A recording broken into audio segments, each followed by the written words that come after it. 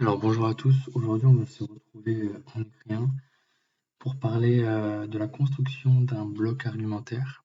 Et aujourd'hui on va innover avec une forme assez spéciale. Je vais d'abord vous présenter comment construire un bloc argumentaire, donc en vous déclinant non pas phrase par phrase mais presque toutes les étapes qui doivent faire fonctionner la logique argumentaire et de la démonstration en dissertation de l'écrivain. Et ensuite, je vais reprendre cette logique-là pour l'illustrer directement avec une copie au CAPES externe qui a obtenu 20 sur 20 à l'échelle d'un bloc argumentaire, donc non pas d'une partie, mais d'une sous-partie, et notamment la partie A de la partie 1.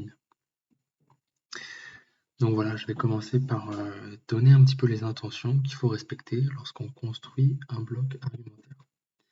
Tout d'abord, la première chose, et la phrase, le correcteur, le jury, doit saisir l'idée qui doit être défendue, qui va être défendue par le candidat. Donc première intention, affirmer une idée forte de parti par laquelle la partie va se commencer. Cette idée, elle doit reprendre les termes du sujet, que ce soit dans la citation ou du sujet même, et doit orienter la discussion. Ensuite, il va falloir expliciter cette idée. Donc, il faut affirmer une idée, mais aussi l'expliciter. Et donc, pour ça, pour expliciter, il va falloir répondre en quoi l'affirmation qu'on a posée préalablement est vraie, peut se vérifier. Donc, c'est à ce moment-là qu'on peut faire appel notamment à des ouvrages de la littérature scientifique, notamment avec un regard socio-historique sur l'EPS et sur des faits qui s'y sont déroulés par rapport à des périodes donc historiques. Donc, en suivant cette explicitation, et pour la compléter, il va falloir ensuite, pareil, l'expliciter, l'étayer avec une, comment dire, de l'échantillon en plus. Donc pour cela, il va falloir sélectionner ce qu'on appelle des indicateurs, des analyseurs de l'EPS. Peu importe le terme qu'on emploie, mais il va falloir reprendre des composantes de la discipline, des analyseurs de la discipline, qui sont multiples et variés, qui ne sont pas exhaustifs, et qu'on peut, dans la mesure du possible, retrouver à l'échelle des blocs argumentaires, voire même à l'échelle de la partie. Posez-moi des questions en commentaire si vous avez une interrogation sur ça. Donc ces analyseurs peuvent être la pédagogie, la relation entre les élèves, la relation enseignant-élève, la place du corps en EPS, les contenus délivrés en EPS, les supports choisis en EPS, ou encore les formes d'évaluation. Ensuite, après avoir affirmé une idée, après l'avoir explicitée et après l'avoir illustrée au travers d'analyseurs qui participent à l'étayage de l'explicitation de l'idée, il va falloir faire le lien au contexte, notamment, qui va permettre de situer à partir de faits sociétaux l'EPS et de saisir en quoi la discipline prend cette orientation-là, en quoi l'idée qui a été défendue peut être affirmée en regard d'un contexte et de faits sociétaux ou scolaires. Donc là, il s'agit d'éclairer l'idée défendue, de l'appuyer, de la faire comprendre au correcteur en mobilisant des connaissances qui ne sont pas que issues du champ EPS. Donc pour ça, il va falloir organiser aussi à travers donc ce lien au contexte, des liens au sujet, avec des retours sur l'idée défendue. Donc il va falloir y retourner donc, sur la thèse défendue, l'idée précédente qui est le fil directeur du bloc argumentaire, et appuyer la relation entre le contexte et l'analyse du sujet. Enfin, et je terminerai là, il va falloir faire une phrase, voire deux phrases de bouclage. Donner des repères aux correcteurs est fondamental, donc il faut que le bloc argumentaire soit construit de la même manière. Et donc dans ce dernier temps, on peut commencer par en ce sens, ainsi. Et lors de cette phase-là, il va falloir faire le lien au sujet, apporter une vision du sujet par rapport à l'idée qui a été défendue et par rapport à ce qui devait être montré par rapport au sujet. Les idées défendues, les connaissances défendues doivent l'être par rapport au sujet. Il faut donc l'interpréter, l'analyser avant rédaction pour ensuite en donner une vision singulière, jouer avec les termes du sujet et rebondir sur ce jeu entre les termes au fur et à mesure du devoir. Enfin, on peut aussi se positionner avec l'auteur et nous allons dès maintenant voir comment cette logique peut se retrouver dans une copie du CAPES. Alors maintenant, on va mettre en œuvre ce qu'on a dit précédemment en essayant de montrer comment cette logique argumentaire elle peut s'appliquer concrètement sur un devoir. Donc, dès la première phrase, l'EP exerce une action normalisante à l'égard du corps des élèves. On peut voir qu'il y a une idée forte qui est défendue par rapport au sujet, qui est le sujet du CAPES de mémoire en 2020-2021. Ensuite, avec un connecteur logique, effectivement, on voit que le candidat va essayer d'étayer son idée. Effectivement, les corps sont quadrillés dans l'espace, répartis de manière précise, en quinconce, en colonne, en file indienne. Là, on voit que le candidat mobilise les instructions officielles qui est une vision de l'EPS, donc celle des textes officiels, la vision institutionnelle de celle-ci, qui est capable d'être mobilisée. Donc le candidat part dans un registre assez classique où on part de la vision collective partagée de l'EPS au plan institutionnel pour donner la vision de ce qu'est l'EPS. On pourra ensuite rebondir sur ce qu'est l'EPS, notamment par les enseignants sur le terrain, pourquoi pas en nuance. Le candidat va continuer d'expliciter, les élèves réalisent des mouvements analytiques isolés sur une partie du corps, de sorte à répéter pour correspondre à un modèle donné par l'enseignant. En ce sens, l'enseignant peut contrôler tout phénomène de déviance d'écart à la norme vis-à-vis du modèle.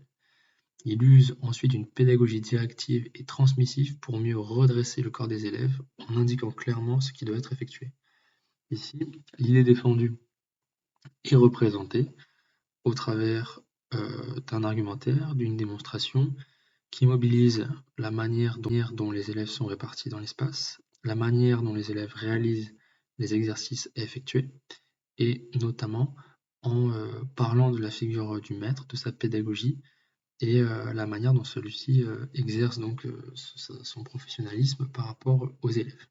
Il y a aussi un auteur de la littérature scientifique, Carello, qui est mobilisé pour justement faire le lien avec cette normalisation des corps à l'échelle collective de la leçon d'EPS. On retrouve aussi les analyseurs qu'on va ensuite voir ensuite. Dans la prochaine phrase, les savoirs et valeurs incorporés par les élèves sont révélatrices du contexte de l'époque. Et donc là, c'est une phrase de transition qui fait le lien entre ce qui a été dit précédemment et avec le contexte de l'époque qui va pouvoir être utilisé par le candidat pour renforcer son idée et notamment la faire comprendre en parlant du contexte sanitaire. Effectivement, à travers ces exercices géminiques, il est question de développer chez l'élève un rapport sain à soi, à sa santé. Ces valeurs dominantes sont à comprendre au regard du mauvais état de santé sanitaire du pays. Par la suite, le candidat va appuyer ceci, donc ce mauvais état sanitaire, à partir de caractéristiques qu'on peut retrouver dans le livre de Travaillot, donc qui permettent de donner du corps, vraiment de la chair à l'argumentation, notamment car ce sont des éléments concrets. Donc au lieu de rester vague en parlant d'un mauvais état sanitaire, là il y a des faits vraiment précis qui viennent étayer l'argumentation et qui viennent faire comprendre l'idée principale en lien avec l'action normalisante de l'EPS à l'égard du corps des élèves, en regard notamment du corps des élèves à redresser. Donc dans cette petite phrase qu'on a sélectionnée, en ce sens, la leçon s'organise de cette manière, de sorte à rendre le corps des élèves conforme aux critères de santé de l'époque, soit un corps droit imprégné d'une idéologie de la rectitude. Ici, le candidat fait le lien entre le contexte sanitaire et comment l'EPS se voit instrumentalisé, utilisé par les pouvoirs publics pour répondre aux besoins de la nation, ici en lien aux critères de santé de l'époque. On peut voir en quoi l'action de l'EPS va avoir un poids sur la vision qu'on se fait du corps des élèves et aussi la manière dont le corps des élèves va se représenter et l'EPS qui agit dessus. Donc cette phrase, elle fait vraiment le lien entre l'idée défendue et l'argumentation, les preuves qui sont apportées. Maintenant, en se penchant sur ce que a écrit le candidat, à partir de là, l'EP est instrumentalisé à des fins qui lui sont extérieures et agit en tant que dispositif de pouvoir sur le corps des élèves, restreignant la mise en jeu du corps à certains modes de comportement. Ici, le candidat va appuyer un peu plus l'idée défendue, encore plus en défendant son idée, en l'appuyant sur de la littérature scientifique, en mobilisant des auteurs autres qu'au champ de l'EPS, notamment Foucault. Cette phrase n'est pas nécessaire, mais donne encore plus à voir où va le candidat, en faisant véritablement le lien entre son argumentation du début jusqu'à l'étayage, que ce soit par les analyseurs qui ont été mis en place ou par ici le contexte. Enfin, le candidat va faire le bouclage et qui est introduit par le connecteur par conséquent, où là on va vraiment avoir une direction claire que le candidat fait prendre au sujet. Par conséquent, la conception et l'organisation des pratiques physiques scolaires visent à domestiquer le corps à partir d'un réseau de normes répressives dont sont porteuses les gymnastiques et la pédagogie de l'époque. L'affirmation de B. Lefebvre est donc dominante dans le cadre de la leçon de P. En partant de la fin, là, le candidat se positionne par rapport à l'auteur et donne une vision du sujet. Le candidat a parlé des supports, des gymnastiques, qui est un analyseur qui peut être privilégié à l'échelle de toutes les parties, et la pédagogie de l'époque aussi, en parlant de la place du maître et des élèves. On retrouve aussi dans ce lien au sujet ce qui a été dit précédemment, mais de manière plus macroscopique, quand il parle de conception et d'organisation, on retrouve les textes officiels qui ont été mobilisés et aussi la manière dont les élèves ont été répartis dans l'espace et dont le corps des élèves devait bouger, devait se mobiliser par rapport à ce qui était demandé. Voilà, j'espère que cette vidéo vous aura plu et vous aidera notamment à réussir à un concours qui approche prochainement ici en écriant. Voilà, je reviens très rapidement. Bonne fin de vacances à tous.